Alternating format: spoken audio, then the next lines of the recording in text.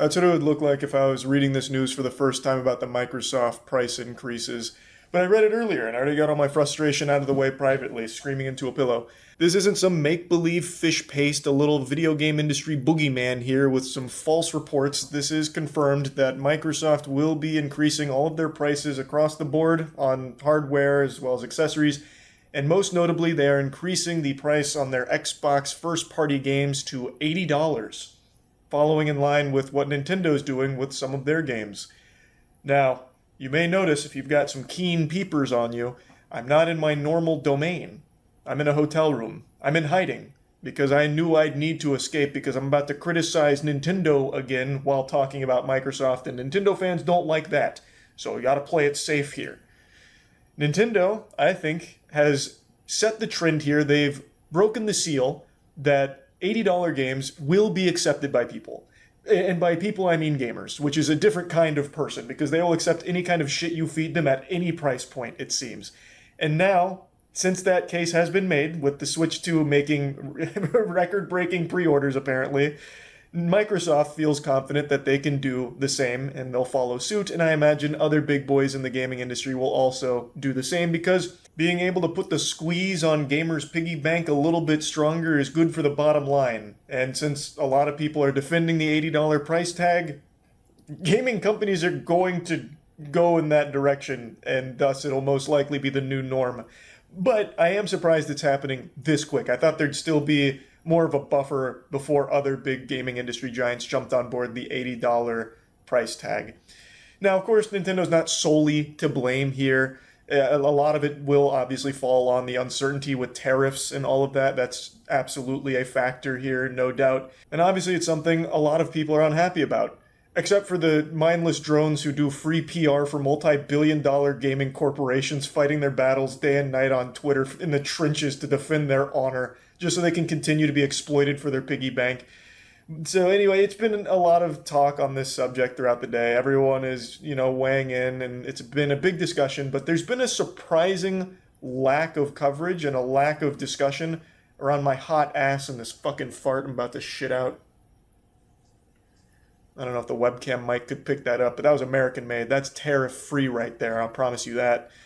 The point is, though, $80 games sucks. And it's not like the price tag is indicative of a quality increase across the board, because in a lot of cases, the main formula these gaming companies look to exploit is live service. So you're paying $80 for oftentimes games that are incomplete and are only tended to after you've paid the $80, and then they'll go in and try and make it better down the line. So you're paying more money for a less complete project in a lot of cases. Of course, that's not an absolute statement. That's not a blanket across the board.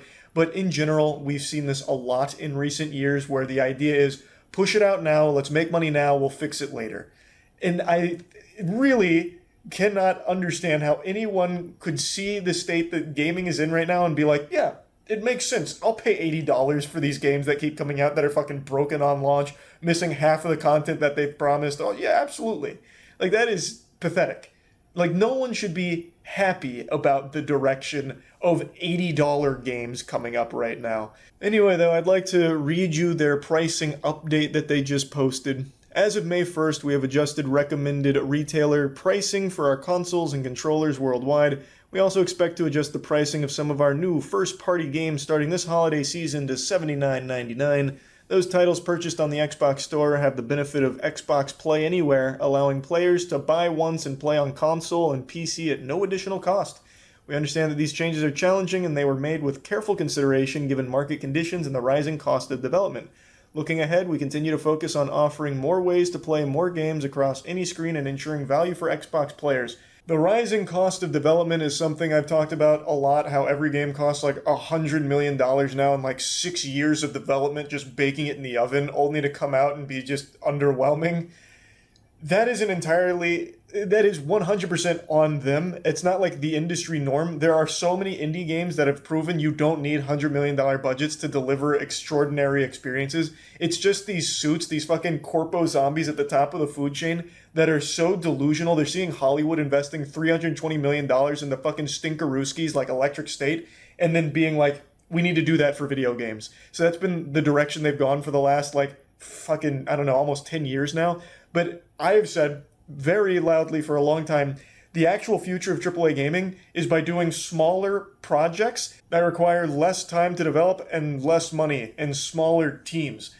That to me, I feel like that's a no-brainer. Like there are so many examples in recent years you can pull from of small teams or even one-man teams delivering game of the year like quality experiences. You don't need to be dumping hundreds of millions of dollars into the next Concord. Like it's just a stupid path, but they keep talking about it like it's an inevitability, how development cost has to continue rising and every studio needs 500 developers all working on Assassin's Creed Shadows 2. Like it's just super unnecessary. It is so much bloat for no reason. Instead, just put your money where your ass is and just invest in good projects that don't need to be like a super grand slam to make a single oodle of money back on the investment. Like just think about how much a game has to sell in order to be profitable in the AAA space right now. Even if you do have a game that does really well, it's a good chance it doesn't make any money back because you've put so much money into it over the course of so many years that it'd need to sell like a fucking $1 billion worth of revenue in order to see it go green even slightly. Whereas if you had a bunch of smaller projects that don't need to be these crazy miracle home runs to make money, you stand a chance. Like I really think the Blumhouse model,